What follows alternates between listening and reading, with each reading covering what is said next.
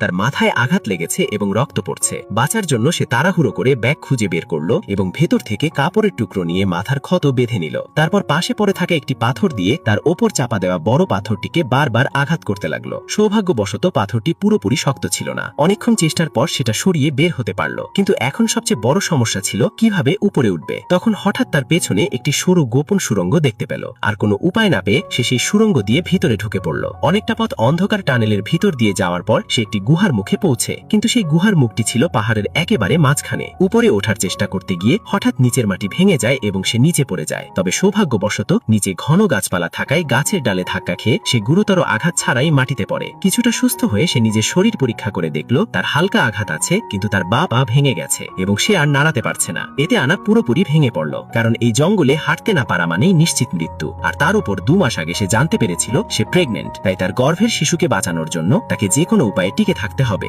এই ভেবে সে শেষ শক্তি দিয়ে পাশের একটি কাঠের লাঠি ধরল এবং প্রচন্ড ব্যথা সহ্য করে উঠে দাঁড়ালো। তারপর খুঁড়িয়ে খুঁড়িয়ে সামনে এগোতে লাগলো। সে প্রতিজ্ঞা করলো সে যেভাবেই হোক এই জঙ্গল থেকে বের হবে, কিন্তু বাস্তবতা আবার তাকে আঘাত করলো। হঠাৎ আকাশ ভেঙে প্রচন্ড বৃষ্টি শুরু হলো এবং চারপাশে মানুষের কোনো চিহ্ন আর দেখা গেল না। শেষে আনার মনে হলো যেন আর কোনো আশাই নেই, তাই সে পুরোপুরি হাল ছেড়ে দেওয়ার কথা ভাবলো। কিন্তু গর্ভের অনাগত সন্তানের কথা মনে পড়তেই সে আবার বাঁচার জন্য লড়াই করার সিদ্ধান্ত নিল। এরপর সেই বিশ্বাসকে শক্তি করে সে সামনে এগোতে লাগলো। ক্লান্ত হলে ঘাসের উপর শুয়ে বিশ্রাম নিত, খিদে পেলে আশেপাশের বন্য ফল খেয়ে নিত।